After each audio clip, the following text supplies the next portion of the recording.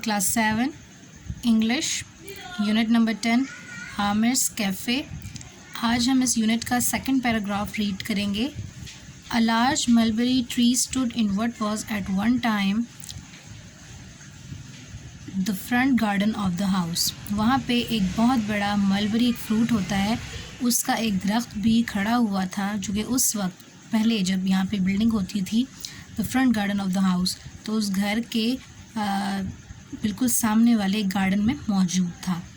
But this too had now been swallowed up and enveloped by creepers.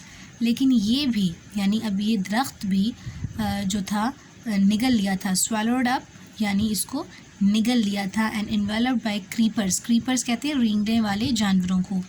shrouding it, उसको छुपा लिया था, and stifling it's growth, और उसकी ग्रोथ में भी रुकावट ये चीज़ें डाल रही थी।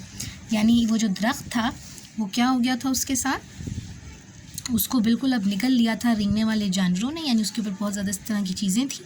श्राउडिंग इट, और उसको बिल्कुल छुपा दिया था, यानी वो बिल्कुल ढका हुआ था।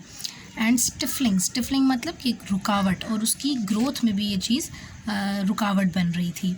तो ओवर राइप, ओवर राइप हद से ज़्यादा पके हुए मलबरीज, ये जो फ्रूट था, अनपिक्ड जिसको कोई लेता नहीं था, एंड अनटेस्टेड और किसी ने आज तक चखा नहीं था, सेव बाय द बर्ड्स, उसको किसने सेव किया हुआ था, परिंदे, यानी परिंदे भी उसको खाते नहीं थे मलबरीज को। हैड फॉलन, वो गिर चुकी थी, and rotted on the ground, और ज़मीन के ऊपर फैल चुकी थी। Blotching innumerable surfaces with dried red smears. Blotching का मतलब होता है दाग, ठीक है। और जब वो गिरती थी, वो मलबरीज रेड कलर की होती हैं, तो जब वो गिरती थी तो बिल्कुल सारा जो फ़र्श था उस फ़र्श के ऊपर बिल्कुल रेड स्मीयर्स का भी मतलब है लाल दाग, तो वो खुश्क लाल दाग ज़मीन के ऊपर बन चुके थे।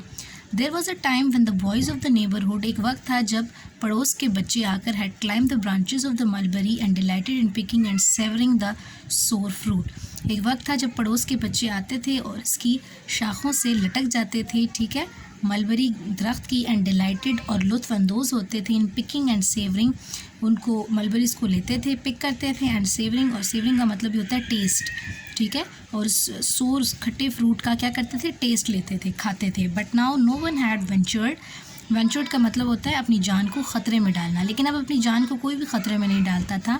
On this uncared for site, इस अनकेयर्ड साइट में आकर, अनकेयर्ड जिसका कोई ख्याल ही नहीं रखता था। What once had been a flourishing house and garden, पहले ये एक फ्लरिशिंग हाउस होता था, एक ठीक ठाक घर था, एक गार्डन था। पल्सेटिंग, पल्सेटिंग का मतलब होता है धड़कना, धड़कना यानी आप कह सकते हैं जिस तरह हमारी हार्ट बीट चल रही होती है, तो चलना, ठीक है। एक घर था जो कि चल रहा था किससे, विद लाइफ, धड़क रहा था एक ज़िंदगी से, एंड लाफ्टर, एक खुशी से, यानी एक घर था और इसमें मौजूद लोग थे, इस घर में ज़िंदगी थी, खुशी थी। नाउ स्टूड एम्प्टी, लेकिन अब ये बिल्कुल खाली खड़ा था। डिसोलेट, डिसोलेट मतलब उजड़ा हुआ, एंड फॉरगॉटन, और भूला हुआ।